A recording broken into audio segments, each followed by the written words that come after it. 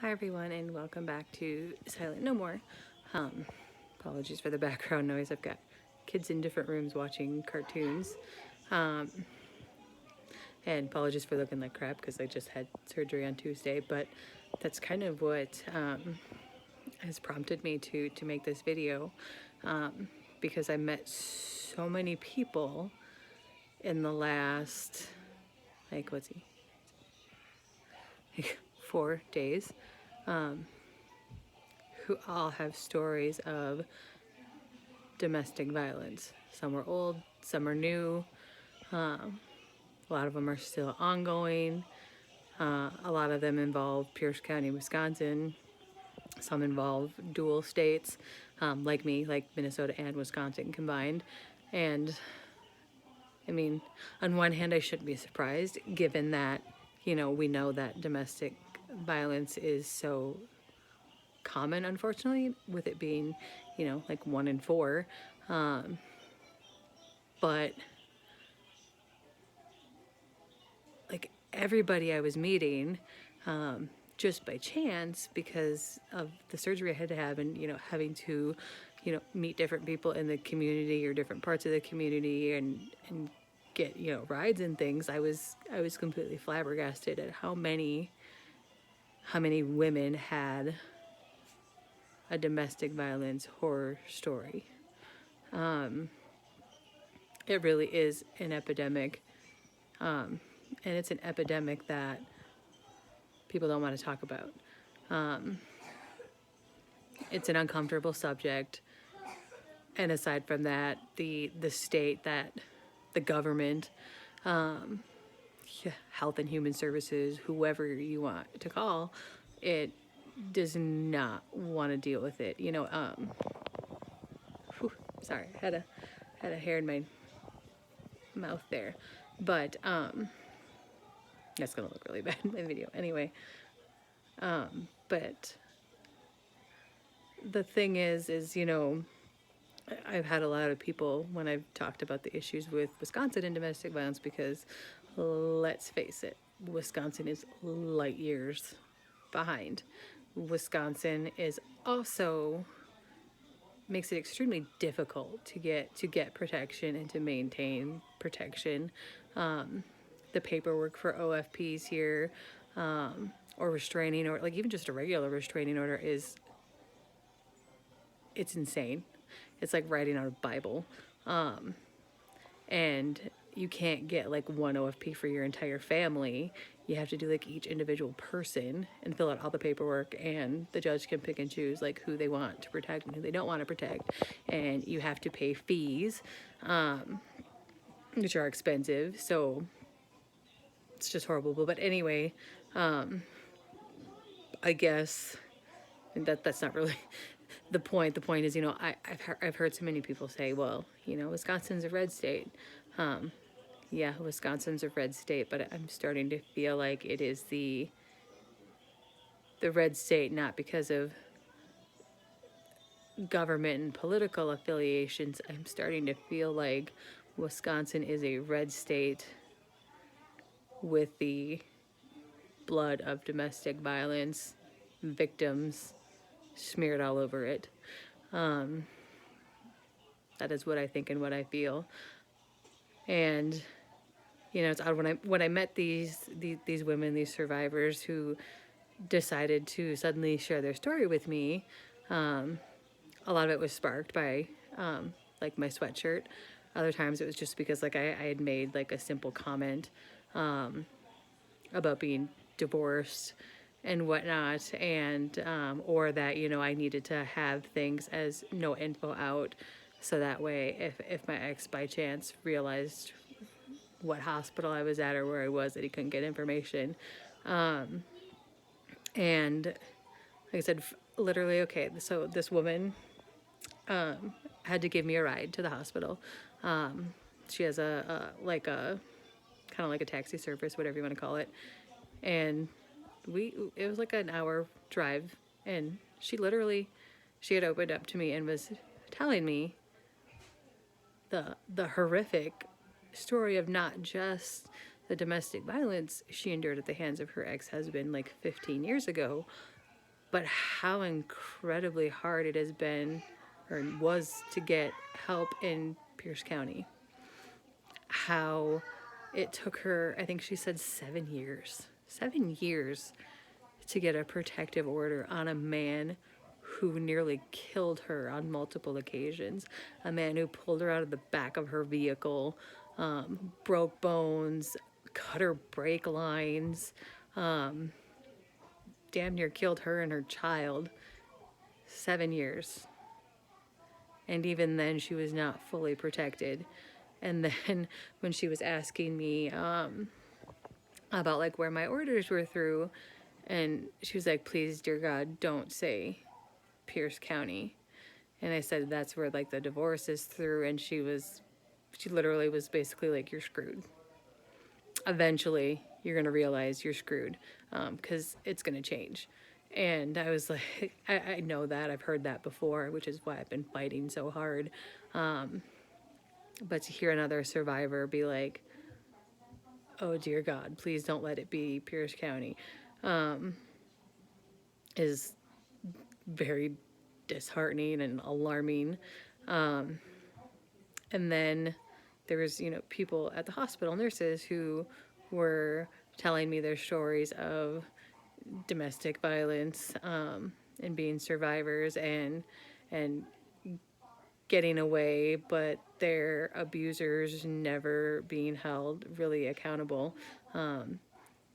Either no charges or very light charges for, like shattered bones,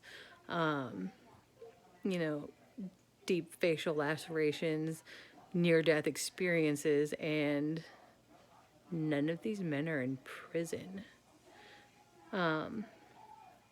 And how when they've reached out to or called police in, Pierce County, a couple of them were like St. Croix County, that they didn't get the help that they needed. They didn't get the support that they needed. And they faced a ton of judgment, which doesn't surprise me because I've gone through the same exact thing. Then recently I was talking to somebody else who was talking about putting me in touch with another person who also happens to be getting divorced right now and is a domestic violence survivor, and is dealing with both Minnesota and Wisconsin, just like I was. And the story that she has and what she's going through, just to kind of be a network of support for each other. And we were talking about the problems with Pierce County, the fact that I want desperately to get laws changed in Wisconsin and updated and all of that, and that it's horrible here, that if you're gonna leave the state of Minnesota due to domestic violence, don't come to Western Wisconsin. Don't. It's horrible. So we were discussing that, and then I brought up this last round of court stuff that I had in Wisconsin, and my attorney Sarah Yakub, who is running for state assembly, most amazing woman and advocate I've ever met. She fiercely defends the rights of survivors and victims, and the person was like, oh, well, yeah, I have her. I think I know her. I've heard of her. And I said, yeah. And then I told her my story and what she had done for me in court. And she was just like, oh my God. She's like, I had heard she was, an amazing advocate, but I didn't realize how amazing. And I said, yeah, this woman was a godsend.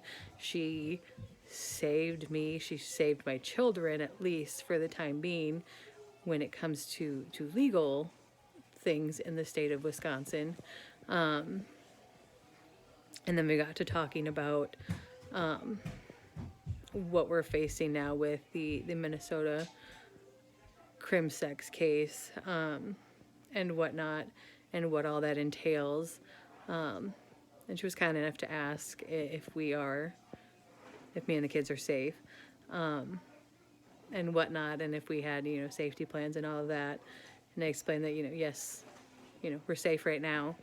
He's not supposed to know where we are, but I'm sure he's figured it out, or will be figuring it out very soon. And we have plans in place should he show up. Because despite the fact that he has a release condition that says he can't leave the state of Minnesota without permission, we all know that people who commit crimes don't necessarily give a crap about the rules or follow the rules, because if they did, they wouldn't be beating on women and children and doing all of that stuff. So, as I've spent my week recovering, leaning on different people in the community and reaching out, and talking to people literally everywhere I turned, every day, there was a woman telling me a story about either her own story of domestic violence, or that they had a family member or a friend that they wanted to put me in touch with, because they were survivors or they were going through it, and trying to navigate Pierce County and its atrocities. So I'm glad that I'm able to help people. I feel horrible that this many people need help. This is ridiculous. And the sad thing is that a lot of the things that I'm talking about, a lot of the things that they're talking about, which are pretty much the exact same, could be avoided if Wisconsin got their shit together. Excuse my language, but they need to get their shit together. If they had tougher laws, hell, if they had updated laws, let alone tougher laws, a lot of us would not be in the positions we are in. If Wisconsin actually held abusers accountable for their actions, and pressed criminal charges and didn't plea them down to like misdemeanors. I've seen many incidences where a felony charge has been pled down to a misdemeanor, and the guy gets a slap on the wrist, and then they're surprised when he does it again. So things need to change. I had a talk with the Senator Schnachter at one point, and we were trying to figure out where the break was in the system. Was there something that was there that was causing these loopholes for these men to use? And I know I had found one, and that was my order for her protection. Part of it was that things were not enforced that should have been enforced, because my OFP that I came to Wisconsin with said no contact of any kind with us. And so when we were going through our divorce and he was suddenly fighting for custody of kids he hadn't seen in years, and was threatening to kill and had no interest in, that was a violation of the order for protection. But nobody called him on it, and the judge entertained it. So there's that problem. The other issue is basically how these OFPs get written, because if you can have an order for protection that says no contact with any of these people. However, if you're like me and their lawyer gets them to put an addendum in there that says, however, family court or Wisconsin family court can determine custody matters. That one sentence, that is what allows them to continue to take you to court. Whether they have a leg to stand on or not, that is what allows them to continue to legally harass you. That is what continues to allow my ex to legally harass me in the state of Wisconsin without a judge telling him enough is enough. And the sad thing is even if he gets convicted of his current charges, like, I've had people literally tell me that it might not even matter in Pierce County. He can be convicted of crim 6, and I will still have to fight to protect my kids from not being forced to have contact with him. So that's sick. And on those lines, I'm not going to go into details, on the case, but like I've gone through a lot of different emotions when it comes to this. Seeing him in court, seeing that face that he makes. That's usually, if there would be lawyers and judges and bailiffs, would mean one hell of a beating. Sparks a lot of kind of like re-traumatization, excuse me, in myself. A lot of fear. The other part is realizing that I have this child who is incredibly brave to be facing him, or to be willing to face him. You know, it was hard enough for him as a child. It's hard enough for adults to go through the interview process. When you bring about stuff like this, it's a whole other story than when you add on talking to a prosecutor after that. And then after that, you're talking about court and going to a courtroom and talking about all this stuff in front of the person who did this, with a judge, with a jury. And the fact that my child is able to do this is amazing, and tells me that while he stole something from my children, that was the worst possible thing to steal, that the one thing that a parent should never steal from their children, that they can heal and they can get some of that back. Recently, one of my other children had brought up that they were happy to know that their, I'm just going to call him Biodad because I don't like to call him Dad, was being held accountable for hurting that sibling, but they were upset that it did not include holding him accountable for hurting her and the other child. She wanted it to be holding him accountable for all 3 kids and for me. And I told her I completely understood that feeling, and how you're kind of like, yay, somebody's finally holding him accountable. But then it's like, oh, it's only for one person when he's been a monster to everybody. So I had to explain to her that is because he went and, did this interview and talked to the attorneys and said he felt strong enough to testify against him in court, that she has the exact same right that my other child does. If she wants to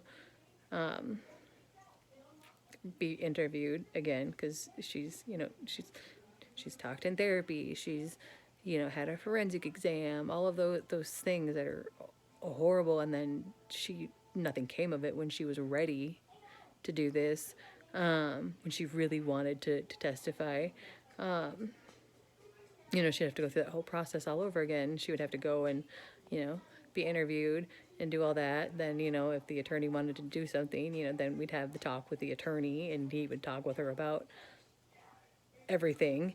And then, would make sure that she was willing to testify against him in court. And so I just kind of told her that briefly, just said, hey,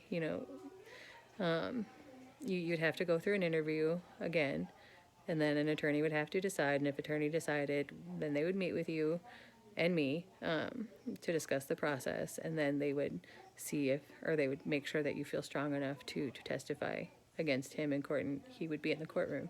And I could be there, not Baca could be there, but he's going to be there. And she looked at me and she said, I feel I'm ready for everything but the last part. I'm scared about testifying in front of him. And I said, that's fine. You don't have to do this. Nobody's forcing you to do this. I will never in a million years force you to go through this process. I will never let somebody else force you to go through this process. This choice is yours. And whether you do or don't, there's no wrong choice here. This is your power. You get to decide how you want to use it. And so I feel like she's been pretty torn. She's 9 years old and she's had so many deeper conversations and thoughts and emotions than I have seen in people in their 30s. And it just astounds me how amazingly insightful she is. And it makes me sad that the reason she is that way is because her biological father decided to do horrific things to her. So I guess the point, besides me rambling on about my own personal stuff, is to let you all know out there, those who are going through it, those who have been through it, you are not alone. You are passing by people every day. You're probably talking to people every day and not realizing that they share this same survival story, or they're going through it and haven't escaped yet and nobody knows. It's kind of like that song that I listened to. It's called "It's Your Time" by, I think it's like Mini Press, but it talks about getting pregnant by her abuser, and while she's in line at the grocery store, another girl notices the bruises and tells her that what she was missing in her life was important self-esteem, and that there was a whole bunch of them that were just like her, and they would stand by her side because they were a part of God's crew. And then after that, she refused to be a victim. And that part of the song always gives me goosebumps, and I have it a little bit out of order. But that is the gist of it. Because there is something to be said about survivors in numbers and survivors networking and survivors talking, because we're all a part of this unfortunate group. But when we're together, we're also empowered.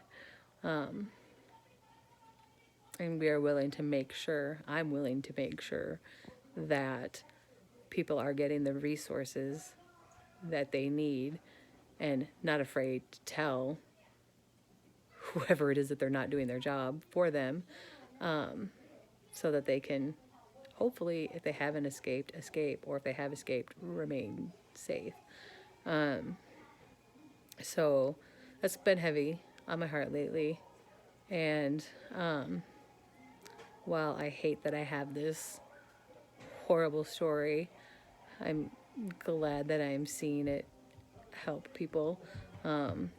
Just the other day, I had there was a person online reach out to me because they had an abusive ex-husband who had been abusing their children, and they were talking about court, and kids were scared and this and that, and I had brought up BACA, Bikers Against Child Abuse, and they hadn't heard of them. And then I told them who they were, and what they did, and how they've helped my kids, and continue to help my kids. And they asked how the process worked, how would they get in touch with them. And I sent them their information, and I said, child liaison worker, is who you'll talk to first. Here's kind of how the rundown of how it works in terms of, like the very first visit to welcome you into the family. They do empowerment visits, that they will, go to court with you. Baka has gone to therapy with my children, and all these things. And she called the number, and then I got a message saying, like, literally, it's set up in 2 days for me to talk to the person, and then in like a couple more days, the ball's going to get rolling. And she had thanked me. So while it's sad that I know this information or have to know this information, I'm glad that I'm able to give it. If you're somebody out there wondering about Baka or how to get a hold of them, you can go online to bakaworld.org. That will give you a lot of information too. They are in every state. They're in multiple countries. And they're absolutely amazing.